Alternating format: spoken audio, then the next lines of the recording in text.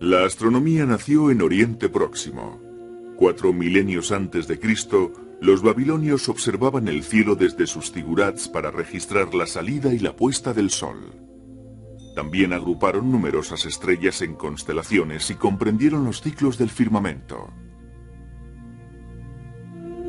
Aquellos primeros observadores ya sabían que el Sol, la Luna y los planetas se movían por delante de las estrellas que formaban el telón de fondo.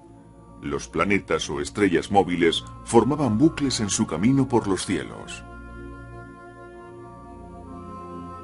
El Sol, la Luna y los planetas viajaban por una misma franja celeste que los babilonios denominaron zodíaco. Empezando por Taurus, el toro, el zodíaco contenía 13 constelaciones. 12 de ellas han sobrevivido hasta nuestros días en la astrología, pero aquellas figuras míticas describían unas formas celestes muy reales. Los chinos realizaron observaciones continuas del firmamento durante más tiempo que ningún otro pueblo. Hace 4000 años empezaron a registrar meticulosamente todos los movimientos celestes. Crearon un calendario muy preciso y mapas estelares como este. La franja central es la Vía Láctea. Los eclipses solares fueron registrados por primera vez en China. Y sus astrónomos vieron las manchas solares sin necesidad de ningún instrumento. Hace milenios, los chinos contemplaron la aurora boreal. Y fueron los primeros en registrar el paso del cometa Halley, que se acerca a nuestro planeta cada 76 años. Los ideogramas de las tumbas chinas describen los cometas como estrellas escoba a causa de su cola. Los egipcios crearon el calendario que usamos en la actualidad, de 365 días, unos 3000 años antes de Cristo, en la época en la que se construyeron las pirámides. En una tierra desértica, el agua era un bien escaso y preciado, pero los egipcios sabían que con la aparición de la estrella del Can Mayor, Sirio, llegaría la crecida del Nilo. Podría comenzar el riego de los campos que aseguraría la cosecha. Los egipcios, expertos en los ciclos celestes, creían que todo era controlado por dioses y rendían homenaje al dios del sol, Ra. Esa idea persistió hasta el año 500 a.C. Entonces llegaron los griegos. Aristarco de Samos afirmó que la luna solo brillaba a causa de la luz solar que reflejaba. Tenía toda la razón. Pero su otra gran idea, la de que la Tierra giraba alrededor del Sol, era demasiado adelantada para su época. Entonces se creía que el Sol, la Luna y demás cuerpos celestes estaban dentro de unas esferas de cristal que giraban alrededor de la Tierra. Esta errónea noción de Aristóteles se mantuvo viva durante 17 siglos. Otro griego, Hiparco, compiló el primer catálogo de estrellas del mundo occidental. En él comparaba el brillo de los astros.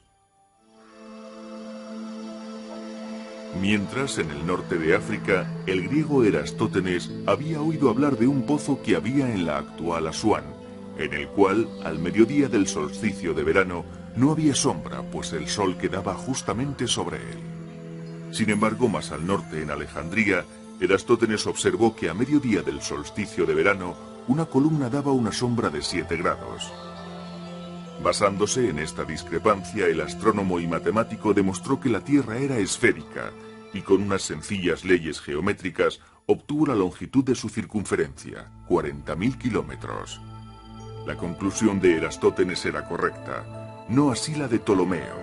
A Ptolomeo le preocupaban las aparentes inversiones de sentido en el movimiento de los planetas y decidió explicar esto con epiciclos, afirmando que los planetas bailaban trazando círculos mientras orbitaban la Tierra.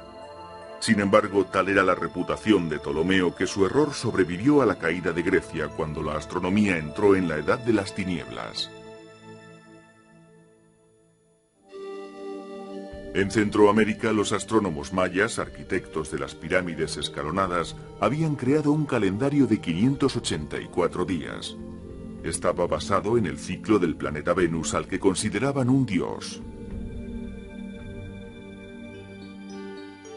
Con Nicolás Copérnico llegó la luz. Él resucitó la teoría de que los planetas, incluida la Tierra, orbitaban el Sol.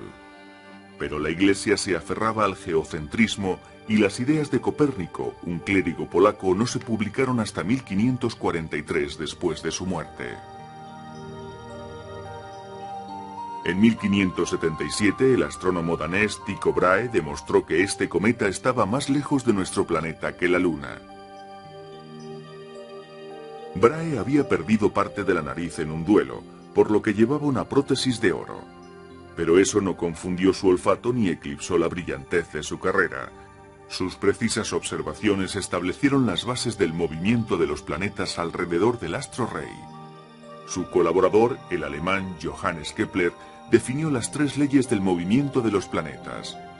La primera ley dice que los planetas se mueven en torno al Sol formando elipses, no círculos. La segunda, que su velocidad es variable. Los planetas se mueven a mayor velocidad en la parte de su órbita más cercana al Sol. La tercera ley dice que la velocidad de los planetas es menor cuanto mayor sea el radio medio de su órbita. Esta ley permite a Kepler explicar los bucles que parecen formar los planetas exteriores, como ocurre aquí, cuando la Tierra adelanta a Marte en su órbita. Pisa fue el hogar del gran matemático y astrónomo italiano Galileo Galilei. En 1608 Galileo utilizó el telescopio, una invención holandesa que aumentaba menos que los prismáticos actuales para observar el cielo. Y con él descubrió varias lunas de Júpiter y los cráteres de la Luna. Galileo estudió las fases de Venus e irritó a la Iglesia con su teoría heliocéntrica. A finales de ese mismo siglo, el inglés Isaac Newton descompuso la luz solar en los colores del arco iris, dejando ver su espectro.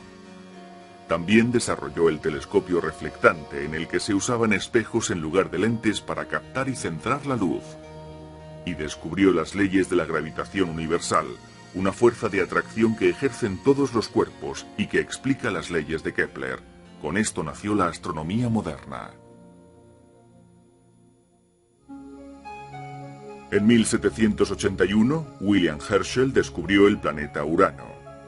Y ayudado por un telescopio construido por él mismo, dibujó el primer mapa de la Vía Láctea. Herschel dedujo que lo que se veía en el cielo era la cara lateral de una galaxia en forma de disco, pero no fue hasta mediado el siglo XIX cuando Lord Rosse reveló la estructura espiral de ciertas galaxias. Él hizo este boceto de la galaxia del Remolino en el castillo que poseía en la isla de Irlanda, donde tenía el que fue el mayor telescopio de la Tierra durante medio siglo. En las últimas décadas del siglo XIX surgieron 2 nuevos descubrimientos. El primero fue la espectroscopia, desarrollada a partir del descubrimiento de Newton, que permitía analizar la luz procedente de los cuerpos celestes y así descubrir la composición química de dichos cuerpos. El otro fue la fotografía, con la que se podían tomar imágenes de cometas y de la situación de las estrellas. Ya en el siglo XX, en 1917, se inauguró este telescopio de 100 pulgadas, el Hooker, situado en el monte Wilson, en California. Gracias a él, el astrónomo estadounidense Edwin Hubble hizo un gran descubrimiento acerca de las galaxias, que se estaban alejando unas de otras. El universo se expandía. En 1947, el telescopio Hall, el primer telescopio de 5 metros, confirmó dicha expansión. En esa misma época nació la radioastronomía, el estudio de los astros a través del análisis de ondas no visibles. Con la era espacial se pusieron en órbita observatorios que, libres de las interferencias atmosféricas, podían examinar las ondas infrarrojas y ultravioletas, así como los rayos X. El telescopio Hubble proporcionó la misma precisión en el campo de la astronomía óptica. Las imágenes que enviaba el Hubble eran asombrosas. Habían sido captadas por un nuevo detector electrónico, la cámara CCD.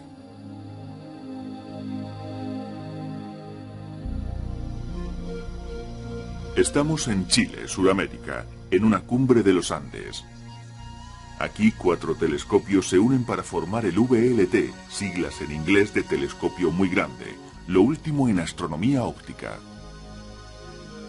A pesar de estar sobre la superficie terrestre, las imágenes captadas por estos instrumentos rivalizan con las del Hubble en calidad. Sus espejos de más de 8 metros de diámetro les proporcionan una enorme cantidad de luz. El VLT capta las imágenes ayudándose de nuevas tecnologías, como la óptica activa y la óptica adaptativa, que compensan los movimientos del telescopio y los efectos de nuestra resplandeciente atmósfera.